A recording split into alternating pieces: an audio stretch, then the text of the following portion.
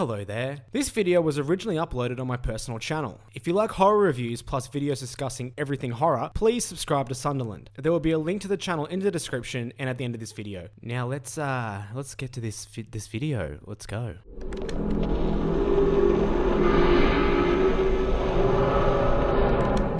Being scared while warm is pretty damn scary, but being scared while cold is the scariest.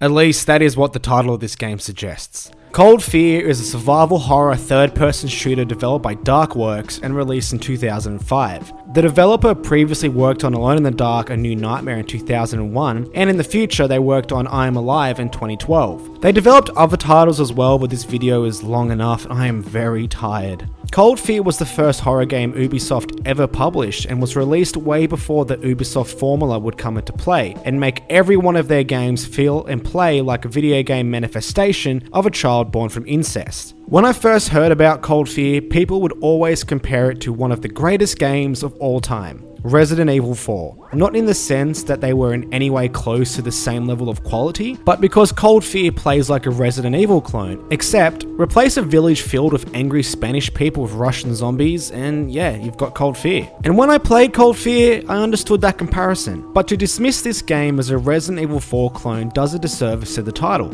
Firstly, Cold Fear was only released 2 months after Resident Evil 4, and unless Darkworks played through the entirety of that game and made changes to Cold Fear in just over 60 days to make sure they were similar, I don't think it's accurate to say that Cold Fear ripped off the gameplay style of Resident Evil 4. Secondly, Cold Fear introduces some very unique mechanics that Resident Evil 4 did not have, and also makes improvements over the control scheme of Resident Evil 4.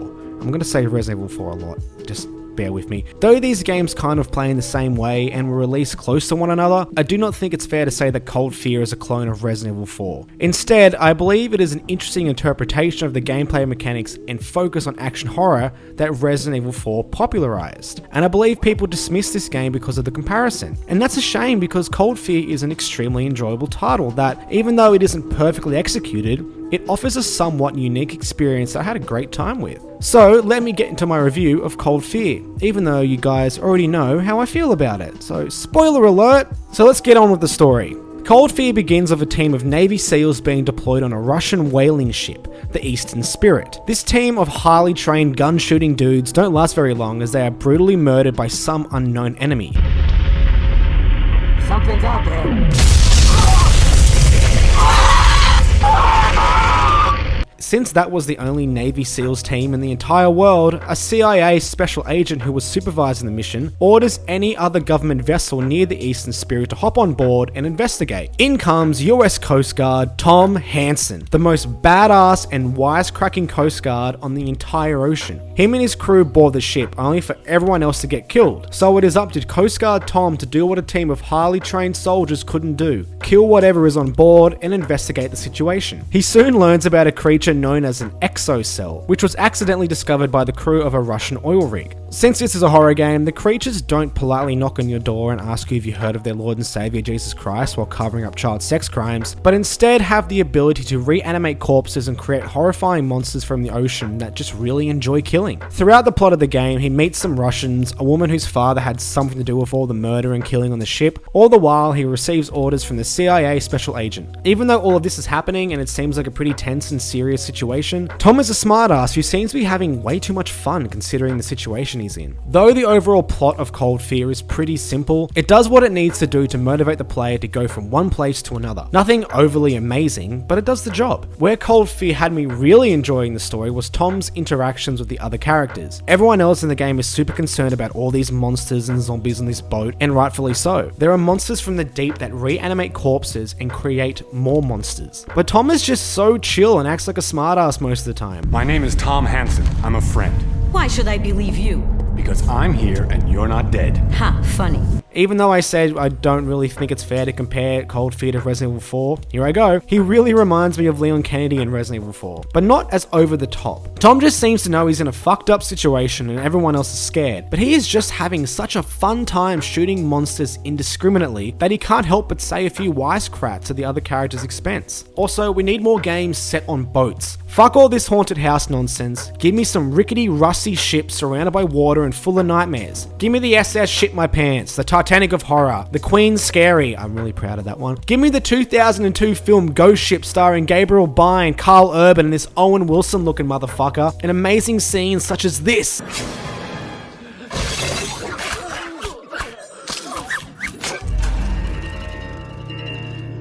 That is all I have for boat jokes, but I appreciate you sticking around. Because of the character interactions and the slow reveal of the monsters and how they got on the ship and all that other nonsense, I really did enjoy the plot of Cold Fear. It isn't something you will hold up when someone is asking which games have the best story, but the developers clearly cared about this world and had some fun with it. Even when the game gets a little repetitive in the later half, the story always kept me engaged. As I mentioned before, Cold Fear is a third-person action horror game with some light puzzle elements. Movement-wise, the game has light tank controls but offers a bit more freedom of movement. Moving Tom feels quite fluid and natural. I never found myself fighting the movement controls too much, which is something that tends to happen when a game adopts tank control movement styles. The player can run, but this is limited by a resistance bar. It depletes fairly quickly and won't refill until a few seconds have passed, but it does refill quite slowly, so when you are backtracking, which of course you fucking do, it can be quite a nuisance to constantly be stopping and starting just because running is restricted by a bastard of a bar. But outside of that, the movement is really good. Where the resistance bar does something really cool is when I was exploring the ship. The ocean is a rockin' son of a bitch. Man, I must be listening to Every Time I Die. I assure you that hell is not a myth. We both vacation there. And that results in the ship moving back and forth. Tom can lose his footing at any moment, and this gets worse when the resistance bar is depleted. When that happens, you could slide around the ship and hit the terrain or fall off. It is really cool and means I had to be super careful when I was exploring the outside of the ship. But this interesting mechanic is barely used. It is reserved solely for when the player is exploring the outside of the ship, and most of the first half of the game is spent inside of the ship. The second area, a large tanker thing that I mentioned before, has some sections outside, but they mostly have railings, so I was never worried about falling off because, well, I couldn't. So it was a mechanic that was introduced which could have had a more lasting effect than just a neat thing you experience for a small portion at the beginning of the game. But honestly, the fact that it's there and the fact that it did what it wanted to do pretty damn well impressed me. I liked these parts in the game. I liked the fact that I had to be really careful while I was exploring the ship, and yeah, good on you, Cold Fear. But when you are moving around the lovely boat in Cold Fear, you will have two different perspectives, a fixed camera and an over-the-shoulder camera. Variety is the spice of life. The game transitions between these two camera angles throughout the title, and it isn't too jarring when it does so. The fixed camera angles are rarely used in a way to justify them or do something interesting. I think why fixed cameras are in this game, besides the obvious horror homage stuff, is because the game was set on a ship with tight corridors, and it was an easy way to make sure the player wasn't fighting the camera. But the implementation is inoffensive. I just feel like over-analyzing stupid things, that's why I made a whole fucking channel dedicated to it. The third-person camera is used the rest of the time, and it works really well. Cold Fear also has segments that will be in large areas with lots of monsters, and I could not fathom playing this with a fixed camera, so I'm glad the third-person camera is there. But thankfully, if there is an enemy in a location shown from a fixed camera, you can snap to an over-the-shoulder perspective to do some shooty bang bang. I think the use of both camera angles was used pretty well in Cold Fear. It does not capture the same tension or atmosphere like in Silent Hill, for example, but the developers knew what they were doing and it worked. I just wish more was done to create a sense of atmosphere or dread. Now we get on to the meat and potatoes of the game, that being the weapons and the combat. You get a pretty small variety of weapons in Cold Fear. The player starts off with a pistol and eventually gets their hands on a shotgun, assault rifle, a spear gun that stops enemies and is pretty useless besides that, a grenade launcher, submachine gun, and a flamethrower. Though you don't get access to a wide variety of guns, I did find myself using all of them throughout the game. Well, except the grenade launcher. That thing's fucking useless. But anyway, each gun had their uses. The shotgun was amazing at taking the heads off zombies, and that is super satisfying, by the way. I mean, look at this. The assault rifle was good at crowd control, and the flamethrower is amazing at killing these little octopus things. But what really encouraged using all the different guns was each weapon had an ammo limit. There is no inventory management in this game. Ammo is quite abundant in Cold Fear because you can loot it off enemies, though what ammo you receive is pretty random. And that randomness, in conjunction with the maximum ammo count, is Cold Fear's way of restricting supplies. At no point was I running around with loads of bullets or health items because I couldn't stockpile ammunition or supplies. I had a limit to what I I could carry, so I had to make sure every shot count. It was a really good way of keeping the player stocked up because Cold Fear is more action focused, but still keeping to the sensibilities of survival horror and forcing the player to be wary of their supplies. The same went for health. Besides the occasional health station, you had to rely on getting them from enemies, which added more tension because you never knew when you would get your next health pickup. I think Cold Fear did a really good job of implementing this in its own unique way that stayed true to the roots of survival horror. Speaking of the survival horror though, this game isn't very scary. It has got some tense moments here and there, but overall it's very much more action focused than it is horror focused. I was hoping maybe to get some more spooky elements in Cold Fear, considering the fact that it is set on a boat, and I think that is one of the best places to set a horror game or a horror movie or whatever, but it doesn't really do anything with it in terms of trying to scare the player. But the actual atmosphere of Cold Fear does more than enough to make the player, at least myself, feel uneasy. Like, I was never scared, but I was always tense, and I think that is good enough. Now we're on to the combat. One aspect of the combat I really enjoyed was something that Resident Evil 4 was lacking, and that is Tom's ability to move and shoot at the same time. This is truly the next generation of gaming. It is really cool to see that Cold Fear was already making some improvements over Resident Evil 4. The moving while shooting feels really good, but the only problem I have with it is its moving controls are quite slow. Like, I cannot emphasize how sluggish these controls are. Aiming feels like a dial-up internet with bad connection. This would be fine if the enemies were like those in Resident Evil 4, since they move quite slow and Leon couldn't move while aiming, so it was perfectly balanced. The enemies in Cold Fear move quite fast, move around on the ground or on the ceiling, and some are quite big, and you have to shoot them in specific places while others are tiny. What this results in is you trying to keep up with these fast moving enemies that constantly jump around, but you can't shoot them because your aiming speed is too slow. You just get hit because you cannot physically keep up with the game. Where the issues tend to be a bit more annoying is the fact that most guns don't have an aiming reticule or laser sight. That means where exactly your bullets are going is anyone's guess. In some cases, it felt a bit more efficient to send my bullets by mail because at least they might have a chance of actually getting where I want them to go. So you have to contest with agile enemies, slow aiming speed, and no aiming reticule. Even though I just complained about it all, it wasn't that really big of a deal. This isn't really a problem in the levels that are tight corridors or small rooms, which is the majority of Cold Fear, but these problems really pop up when you are forced to fight enemies in larger areas or numerous enemies at once, and these problems popped up enough that I had to mention it. I didn't find it too much of a hassle, and it didn't take away from my enjoyment of Cold Fear, and for how mobile the enemies can be, they aren't too difficult or do too much damage, so it wasn't like I was screwed over by this. I just wish the movement speed for the aiming was improved and there was actually a reticule on the screen. Though the combat tends to be a bit janky and the movement speed and the aiming speed is a little bit slow, I honestly felt pretty engaged by it. When the enemies ran at you, you had this sense of like, oh fuck, I need to shoot them now, and it got a bit frantic sometimes. And also, because they move around a lot, and though I did complain about that, it does add to the tension as well. Like, having to constantly try and keep pace with these enemies was pretty damn cool, and it made each encounter a bit unpredictable. I never knew how they were going to move or exactly when they were going to come at me or with what, and yeah, it kept me on edge. It doesn't do anything crazy unique with the combat, but it's solid enough to have a pretty damn good time with it. But now, here is a smooth as fuck transition into the enemies of Cold Fear. You will encounter mostly zombies who either come at you with their fists or with knives. They are controlled by these weird small creatures that look like octopuses or the Thing. These guys are extremely annoying as they are tiny, they move around a lot, and they're one of the only enemies that do a lot of damage to the player. You also encounter Russians. Maybe they'll be friendly if I'm a bit more diplomatic and I play the Russian national anthem. Alright, here we go, let me just tune this in.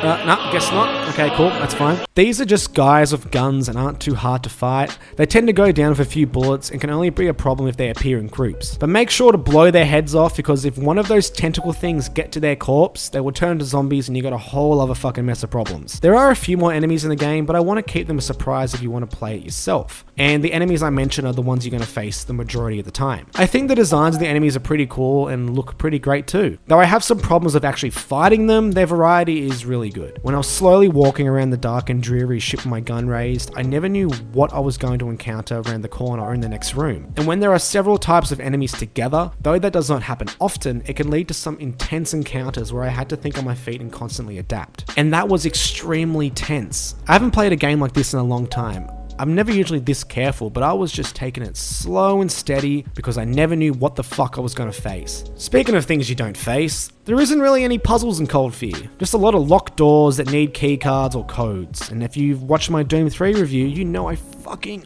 love this. I like to have some interesting puzzles that I have to solve instead of find the key. At least give me something interesting to do to actually get that key. Maybe, I don't know, a puzzle. But one problem with the whole locked door and keycard thing in Cold Fear is level design and navigation. You see, this big ship is big, and so is the tanker thing, and they have a lot of hallways and areas that look the same. And all the signage is in Russian unless you aim your reticule so particularly, you won't know where the fuck you are. Also, it has locations the player can only reach if they go through one specific room, which can be really annoying when you have no idea where you're going, and this is the cherry on top of the annoying puzzle sandwich. Sandwiches have cherries on them, sure, why not? You don't have a map. That adds a whole other level of annoyance. You do get an idea where you need to go, mainly because someone will just tell you, hey, go here. But I never had a clue how I could get there. Do I need to go through the room with the metallic corridor nearby, or the room with the metallic corridor on the opposite side of the ship? So it involved me walking around through so many different rooms and sections of the ship just to find this damn locked door. Because the developers didn't want to fucking make puzzles and also didn't want to give me a map. If I could just open a map, like nearly every other horror game in existence, exploring this game would be so much more engaging because I wouldn't be aimlessly wandering around. But the real reason why I think there are so many locked doors and no map is because the game is really short. I beat it in under 4 hours. And I feel like all these locked doors and stupid codes and the lack of a map was the developers' way of extending the game's length. I never understood the idea of a long game means a good game, but when developers use this kind of tactics that more often than not annoy the player and take away from the experience, it feels like a lazy way of unnecessarily extending the game's length. If a game is going to use these kinds of hurdles, at least get a little bit clever with it. Keep me interested and engaged, you know, not lost and annoyed. The game takes place in 2 locations, as I've mentioned throughout this review over and over and over and over and over again. The ship and the large tanker thingy, and they both look amazing and still hold up today. The ship is a really cool place to explore, and as I mentioned previously, I really wish more horror games were set on ships. Environmentally speaking, ships tend to look the same, cramped metallic hallways and some large areas. So that can be a bit repetitive unless the developers get a bit crazy with what takes place within the ship and flips expectations. Think Resident Evil Revelations. But the main reason why I want more games set on ships is the feeling of isolation in the large, unforgiving expanse of the ocean. If some spooky bullshit happens on a boat, the characters don't really have anywhere to go. They kind of have to just either hop in the ocean, which usually is a death sentence. That means they are trapped, and being trapped is fucking terrifying. Setting aside, how does the ship look and feel in Cold Fear? Well, it's pretty damn atmospheric most of the time. The outside of the ship is where the game really shines. The dark sky is complemented by the heavy rain and the wild ocean rocking the ship back and forth. Items on the ship sway with the ocean that can damage you, and the waves crash onto the ship and can knock the player over and make them slide into the ocean. This makes navigating it dangerous in and of itself. It was a really spooky area to explore as well, and the sound design did a great job of complementing the visuals.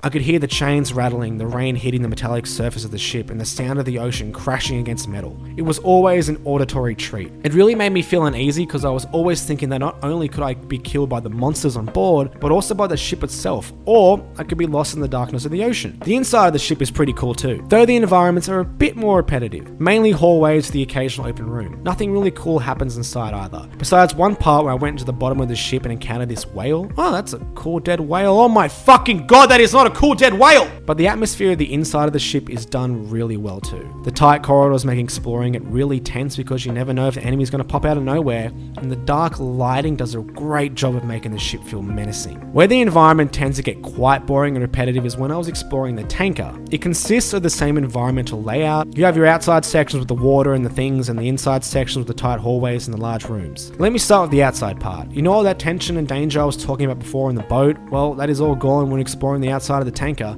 There is no danger, no pieces of the environment that need to be avoided, and the ocean is sectioned off with railings so there is no risk of falling off or being hit by the waves. All the danger is gone. The atmosphere is still kind of there, but without the hazard, it's just not as engaging. The inside of the tanker is the same. Everything you've already experienced on the ship is repeated on the tanker. Nothing really happens, so you're just left to explore the same cramped hallways you are already familiar with without any variation. This was kind of disappointing because I loved the ship. I wish the whole game took place on it and developers just got more creative with the environment. So to make it super basic, ship good, tanker bad, got it good. But overall, I honestly think Cold Fear was a fucking pleasant surprise. I went in this game with the expectation of playing a pretty terrible horror game, but what I got was a title that had an atmospheric setting, silly story, wisecracking characters, and some unique design ideas. Though the combat is pretty clunky and doesn't accommodate for the enemy speed, and the puzzles are basically non-existent and locked doors destroy the game's pacing for the sake of extending its length, those elements were not enough to make me hate it. In fact, I really liked it. It isn't an amazing title, but it knows what it is and what it wants to do, and Cold Fear mostly achieves that. If you haven't played it, I honestly would recommend checking it out. You won't be blown away, but you will have a damn solid time, and in under 4 hours, it's not like a massive time investment. Cold Fear, as solid as a shit from someone with healthy bowels.